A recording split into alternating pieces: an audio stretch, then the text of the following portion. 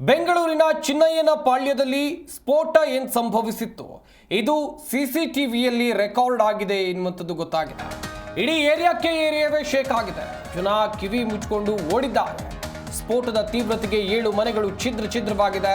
ಏನಾಯಿತು ಎನ್ನುವಷ್ಟರಲ್ಲಿ ಇಡೀ ಏರಿಯಾವೇ ಶೇಕ್ ಆಗಿ ಹೋಗಿದೆ. ಓರ್ವ ಬಾಲಕ ಸಾವನ್ನಪ್ಪಿದ್ದಾನೆ. 9 ಮಂದಿಗೆ ಗಂಭೀರ ಗಾಯ ಆಗಿದೆ. ಬೆಂಗಳೂರಿನ ವಿಲ್ಸನ್ ಗಾರ್ಡನ್ ಸಮೀಪ ಇರುವಂತಹ ಚಿನ್ನಯ್ಯನ ಪಾಳ್ಯದಲ್ಲಿ ನಡೆದಿರುವಂತಹ ನಿಗೂಢ ಸ್ಫೋಟದ ಪ್ರಕರಣಕ್ಕೆ ಸಂಬಂಧಿಸಿದಂತೆ ಒಂದ್ ಕಡೆಯಲ್ಲಿ ಪೊಲೀಸರು ತನಿಖೆಯನ್ನು ಚುರುಕುಗೊಳಿಸಿದ್ದಾರೆ.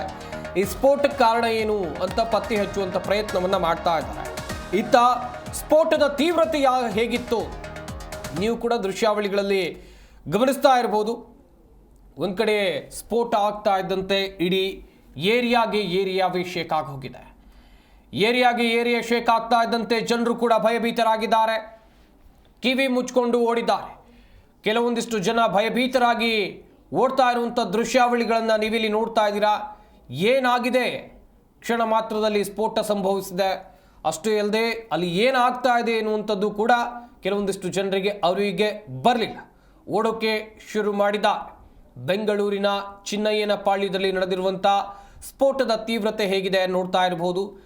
7 ಮನೆಗಳು ಛಿದ್ರವಾಗಿದೆ. ಹಾಗೆಯೇ ಓರ್ವ ಬಾಲಕ ಈ ದುರಂತದಲ್ಲಿ ಸಾವನ್ನಪ್ಪಿದ್ದಾನೆ. 9 ಮಂದಿಗೆ ಗಂಭೀರ ಗಾಯ ಆಗಿದೆ. ಸದ್ಯ ಅವರನ್ನ ಸ್ಥಳೀಯ ಆಸ್ಪತ್ರೆಗೆ ದಾಖಲು ಮಾಡಿ ಚಿಕಿತ್ಸೆಯನ್ನು ಕೊಡಿಸುವಂಥ ಕೆಲಸವನ್ನು ಮಾಡಲಾಗಿದೆ. ನೋಡ್ತಾ ಇರ್ಬೋದು ನೀವು ಕೂಡ. ಸ್ಫೋಟದ ತೀವ್ರತೆ ಹೇಗಿತ್ತು, ಇದು ಸಿಲಿಂಡರ್ ಸ್ಫೋಟದಿಂದಲೇ ಸಂಭವಿಸ್ತಾ ಅಥವಾ ಬೇರೆ ಏನಾದರೂ ಆಗಿರಬಹುದಾ? ಅನುಮಾನಗಳು ನೂರಾರು. ಪೊಲೀಸರು ಕೂಡ ತನಿಖೆಯನ್ನು ಕೈಗೊಂಡಿದ್ದಾರೆ. ಹಾಗೆಯೇ ತನಿಖೆಯ ನಂತರವಷ್ಟೇ ಈ ಸ್ಫೋಟಕ್ಕೆ ಕಾರಣ ಏನು ಎನ್ನುವಂಥದ್ದು ಬಹಿರಂಗ ಆಗಲಿದೆ. ಒಂದು ಕಡೆಯಲ್ಲಿ ಸ್ಫೋಟದ ದೃಶ್ಯಾವಳಿಗಳು, ಇನ್ನೊಂದು ಕಡೆಯಲ್ಲಿ ಸ್ಫೋಟ ಆದ ಮೇಲೆ ಆ ಸ್ಥಳ ಹೇಗಿತ್ತು ನೋಡ್ತಾ ಇರಬಹುದು ನೀವು ಕೂಡ. ಅಲ್ಲೇ ಇದ್ದಂಥ CCTVಯಲ್ಲಿ ದಾಖಲಾಗಿರುವಂಥ ದೃಶ್ಯಾವಳಿಗಳು. ಘಟನಾ ಸ್ಥಳಕ್ಕೆ ಮುಖ್ಯಮಂತ್ರಿ ಸಿದ್ದರಾಮಯ್ಯನವರು ಭೇಟಿಯನ್ನು ಕೊಟ್ಟರು. ಪೊಲೀಸ್ ಅಧಿಕಾರಿಗಳಿಂದ ಮಾಹಿತಿಯನ್ನು ಪಡೆಯುವಂಥ ಕೆಲಸವನ್ನು ಮುಖ್ಯಮಂತ್ರಿ ಸಿದ್ದರಾಮಯ್ಯನವರು ಮಾಡಿದ್ದಾರೆ.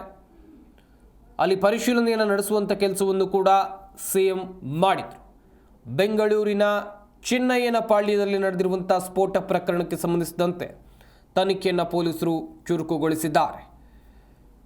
ಒಂದು ಕಡೆಯಲ್ಲಿ ಮುಖ್ಯಮಂತ್ರಿಗಳ ಭೇಟಿ, ಇನ್ನೊಂದು ಕಡೆಯಲ್ಲಿ ಸ್ಫೋಟ ಆಗ್ತಾ ಇದ್ದಂತೆ ಏರಿಯಾವೇ ಹೇಗೆ ಶೇಕ್ ಆಗಿತ್ತು, ಹೇಗೆ ನಡುಗು ಹೋಗಿತ್ತು ನೋಡ್ತಾ ಇರಬಹುದು ನೀವು ಕೂಡ ದೃಶ್ಯಾವಳಿಯಲ್ಲಿ. ಬೆಂಗಳೂರಿನ ಚಿನ್ನಯ್ಯನ ಪಾಳ್ಯದಲ್ಲಿ ನಡೆದಂಥ ಸ್ಫೋಟ ಪ್ರಕರಣದ CCTV ದೃಶ್ಯಾವಳಿಗಳು ಲಭ್ಯ ಆಗಿದೆ. CCTVಯಲ್ಲಿ ಸ್ಫೋಟದ ಭಯಾನಕ ದೃಶ್ಯಾವಳಿಗಳು ರೆಕಾರ್ಡ್ ಆಗಿದೆ. ಇಡೀ ಏರಿಯಾವೇ ಶೇಕ್ ಆಗಿದೆ. ಜನ ಕಿವಿ ಮುಚ್ಕೊಂಡು ಓಡೋಗಿದ್ದಾರೆ. ಏನಾಗ್ತಾ ಇದೆ ಒಂದು ಗೊತ್ತಾಗಲಿಲ್ಲ ಅವರಿಗೆ. ಸ್ಫೋಟ ಆಗ್ತಾ ಇದ್ದಂತೆ ಸ್ಫೋಟದ ತೀವ್ರತೆಗೆ 7 ಮನೆಗಳು ಛಿದ್ರವಾಗಿದೆ.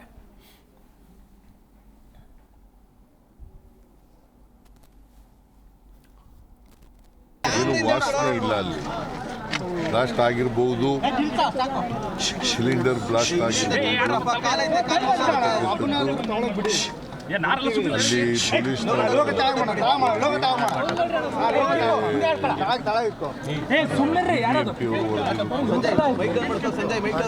ಅಲ್ಲಿ ಇಲ್ಲಿ ಒಂದು ವರಾಂಡ, ಸಣ್ಣ ಮನೆಗಳಲ್ಲಿ ವಾಸ ಮಾಡ್ತಾ ಇದ್ದಾರೆ. ಇಮಿಡಿಯೇಟ್ ಆಗಿ ಮಹೇಶ್ವರರಾವ್ ಹೇಳಿದ್ದೀನಿ, ಕೂಡಲೇ ಅವನ್ನೆಲ್ಲ ರಿಪೇರಿ ಮಾಡಿಕೊಡ್ಬೇಕು. ಮನೆಗಳನ್ನೆಲ್ಲ ರಿಪೇರಿ ಮಾಡಬೇಕು. ಮತ್ತು ಯಾರ್ಯಾರು ಇಂಜೂರ್ಡ್ ಆಗಿದ್ದಾರೆ, ಸುಮಾರು 9 ಜನ ಇಂಜೂರ್ಡ್ ಆಗಿದ್ದಾರೆ. ಒಂದು ಡೆತ್ ಆಗಿದೆ, 10 ವರ್ಷದ್ದು. ಅದು ಪಕ್ಕದ ಮನೆ, ದಯವಿಟ್ಟು ಸುಮ್ಮನಿರೋಣ. ಪಕ್ಕದ ಮನೆ. ಇಲ್ಲಿ ಕಸ್ತೂರಮ್ಮ ಅಂತಕ್ಕಂಥವ್ರು ಮನೆ.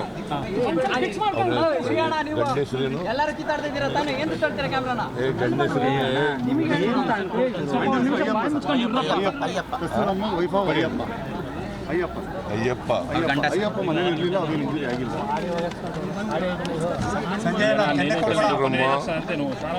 ವಿಕ್ಟೋರಿಯಾ ಆಸ್ಪತ್ರೆಯಲ್ಲಿ ಇದ್ದಾರೆ. ಇವ್ರಿಗೆ ಬರ್ನ್ ಆಗಿದೆ.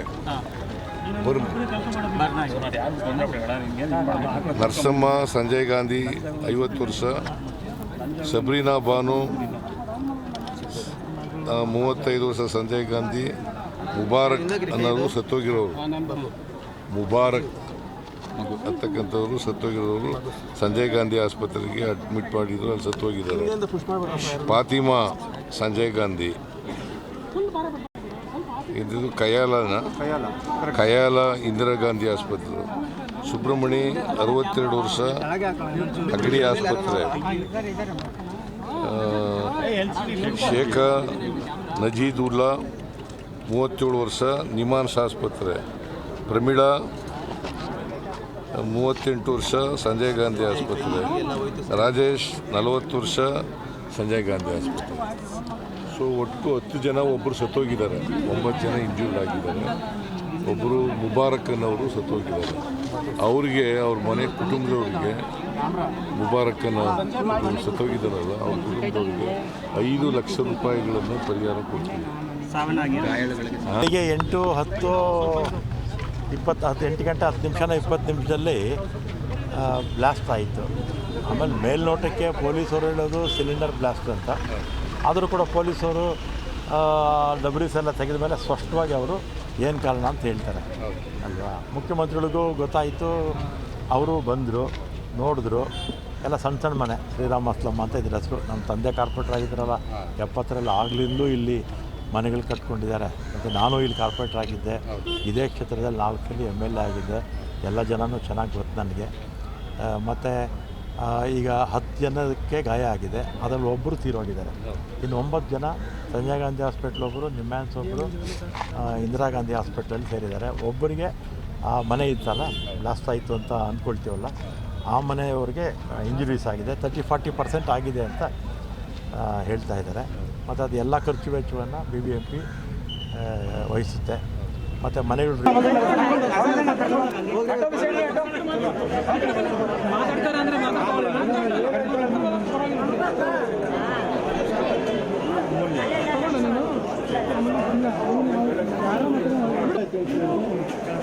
ಇನ್ನೊಂದಿಂದ ಜ್ಞಾಪಕ ಇಲ್ಲ, ಯಾಕೆಂದ್ರೆ ನಾನು ಮಲಗಿದೆ ಎದ್ದು ಆಗ